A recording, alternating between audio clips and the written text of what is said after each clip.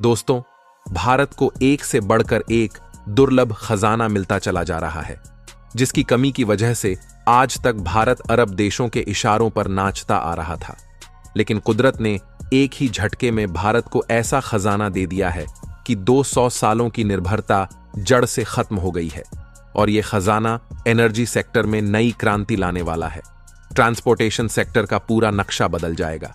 भारत की इस बढ़ती ताकत को देखकर अमेरिका और जापान के भी होश उड़ गए हैं।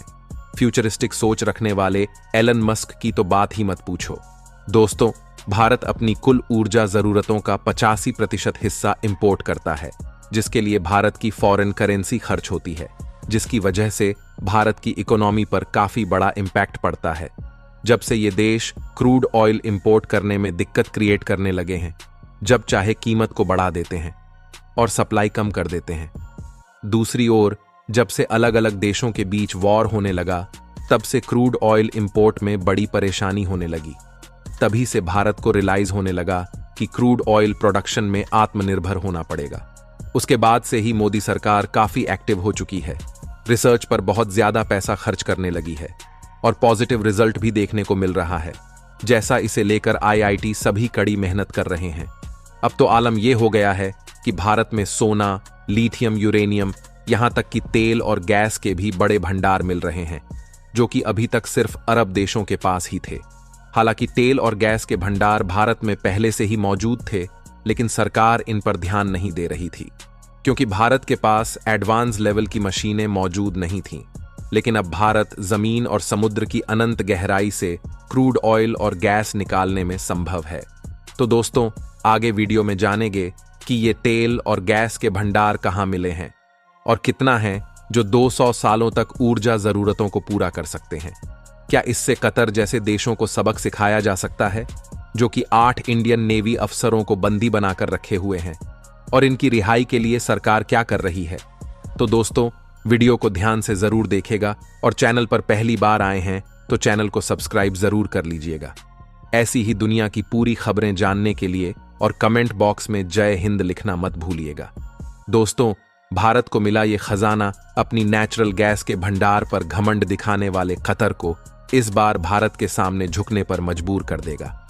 और सिर्फ कतर ही नहीं, बल्कि कई देश इस बार भारत की चपेट में आने वाले हैं। भारत 48% नेचुरल गैस कतर से खरीदता है, जिसमें एलएनजी और एलपीजी दोनों शामिल हैं। इससे आप अंदाजा लगा सकते हैं कि कतर को कितना बड़ा नुकसान होने वाला है। शायद उसकी पूरी इकॉनमी चरमरा जाएगी। मेन खबर की बात करें तो भारत को 2 राज्यों में तेल और गैस के बड़े भंडार मिले हैं। एक जगह 1000 से 3000 बिलियन क्यूबिक फीट गैस भंडार मिले हैं और दूसरी जगह करीब 1700 बिलियन क्यूबिक मीटर गैस के भंडार मिल चुके हैं।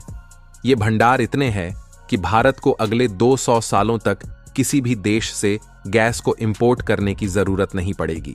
और ऐसा नहीं है कि भारत को इस खजाने के बारे में पहले नहीं पता था। भारत को इस खजाने की जानकारी बहुत अच्छे से है, लेकिन भारत भी यह जानता था कि कई देश अपना क्रूड ऑयल और गैस बेच करके भारत में अपने बिजनेस आगे बढ़ा रहे हैं। इसलिए भारत सरकार ने इसमें एक्टिव होकर काम नहीं किया। लेकिन पिछले 1 साल में क्रूड ऑयल और नेचुरल गैस के प्राइस में जो फ्लक्चुएशन आई है, उसकी वजह से अब भारत सरकार को एक्टिवली इस प्रोजेक्ट पर काम करना पड़ रहा है। दोस्तों, तेल और गैस का भंडार राजस्थान के साथ साथ अंडमान निकोबार में मिले हैं। राजस्थान में केयर्न इंडिया और अंडमान निकोबार में ऑयल इंडिया अपने ऑयल प्रोडक्शन को शुरू करने जा रही है।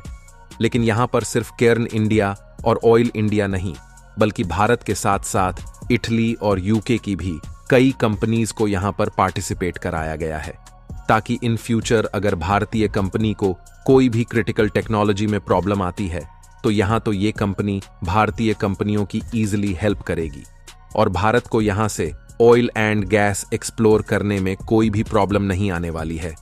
रिपोर्ट्स के मुताबिक बताया गया है कि राजस्थान की रागेश्वरी इलाके में 1000 से 3000 बिलियन क्यूबिक फीट गैस भंडार और अंडमान निकोबार की एक्सक्लूसिव इकोनॉमिक जोन में 1700 बिलियन क्यूबिक मीटर गैस, या फिर कहें 17 बिलियन टन हाइड्रोकार्बन मौजूद हैं। ये मात्रा इतनी ज्यादा है कि भारत अगले 200 सालों तक अपनी गैस ऑयल डिमांड को बिना इंपोर्ट किए हुए पूरा कर सकता है। और ऐसा नहीं है कि भारत सरकार को पहली बार इस खजाने के बारे में पता चला है। बहुत सालों पहले ही भारत सरकार को इसके बारे में पता था, लेकिन कुछ सिक्योरिटी रीजन की वजह से यहां पर काम नहीं किया जाता था। फाइनली सभी चीजों को किनारे करते हुए यहां पर काम शुरू किया गया है। सबसे पहले यहां पर ऑयल इंडिया 2 वाटर बॉक्स के अंदर ऑयल एक्सप्लोर करने का काम करेगी, जहां केर्न इंडिया भी भारत की टेल कंपनी है। इसके अलावा ऑयल इंडिया भी भारत की एक टेल कंपनी है। दोनों ही कंपनियां बिल्कुल अलग है, भले ही दोनों का बिजनेस सेम हो। जहां इस पूरे एरिया में तेल और गैस के भंडार मिले हैं। इसका क्षेत्रफल करीब 2,25,918 स्क्वायर किलोमीटर का है, जिसमें करीब 2,07,000 स्क्वायर मीटर का एरिया जो है वो डी वाटर का है। और यहीं पर भारत को क्रिटिकल टेक्नोलॉजी की जरूरत पड़ेगी, और इसके लिए कई अलग अलग कंपनियों को यहां पर पार्टिसिपेट कराया गया था। साल 2020 से भारत ने इटालियन कंपनी को करीब 13,110 स्क्वायर किलोमीटर के एरिया इन साउथ ईस्ट पर ऑफर किया, ताकि ये कंपनी यहां पर आकर ड्रिलिंग करे।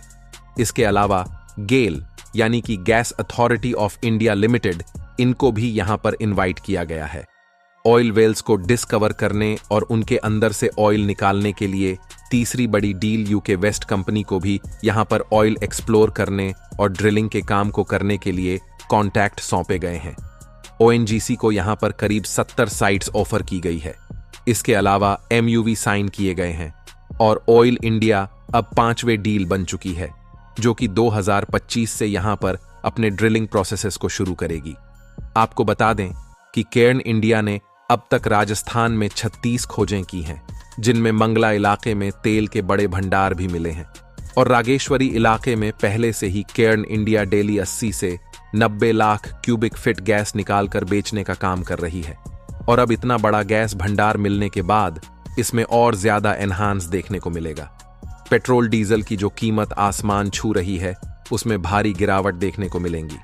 दोस्तों, 8 नेवी अफसरों की रिहाई की बात करें तो 8 भारतीय नेवी अफसरों की तीसरी सुनवाई गुरुवार को दोहा की अपील अदालत में हुई, और अगली सुनवाई जल्द ही कैसेसन कोर्ट में होने की उम्मीद है। जिसके बाद काफी ज्यादा उम्मीद बन गई है कि इंडियन नेवी के पूर्व अफसरों की भारत वापसी का रास्ता साफ हो सकता है, और उनके गले में फांसी का जो फंदा लटका हुआ है वो हट सकता है। इंडियन नेवी अफसरों की रिहाई को लेकर पॉसिबिलिटी इसलिए काफी ज्यादा बढ़ गई है, क्योंकि पिछले हफ्ते दुबई में प्रधानमंत्री नरेंद्र मोदी और कतर की अमीर शेख तमीम बिन हमाद अल थानी के बीच मुलाकात हुई थी, और दोनों नेताओं में काफी अच्छे रिलेशंस हैं। प्रधानमंत्री बनने के बाद नरेंद्र मोदी ने अरब देशों के साथ काफी अच्छे रिलेशन बनाए, और कतर से भी भारत के रिलेशंस काफी मजबूत हो चुके हैं। लेकिन दोस्तों, अभी तक कोई भी रिजल्ट नहीं मिल पाया है कि 8 नेवी अफसरों की रिहाई कब हो पाएगी। दोस्तों, भारत को जल्द से जल्द तेल और गैस को निकालने का काम करना चाहिए, ताकि हमारी निर्भरता पूरी तरह से खत्म हो सके, और जो देश भारत को आंखें दिखाते हैं उन पर लगाम कसी जा सके कि नहीं, हमें कमेंट बॉक्स में जरूर बताएगा। और वीडियो को लाइक करके अपने दोस्तों के साथ जरूर शेयर कर दीजिएगा।